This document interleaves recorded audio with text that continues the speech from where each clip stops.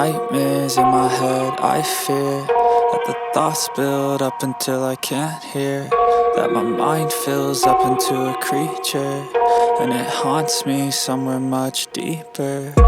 Anxiety, filling up every space, no privacy. And silently, it could build and build until you finally see, whoa, it's taking over, damn, no closure, moving closer. No exposure, I just wanna be a loner.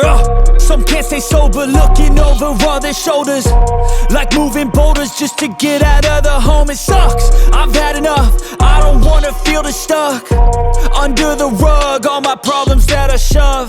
I got nightmares in my head, I fear that the thoughts build up until I can't hear, that my mind fills up into a creature, and it haunts me somewhere much deeper.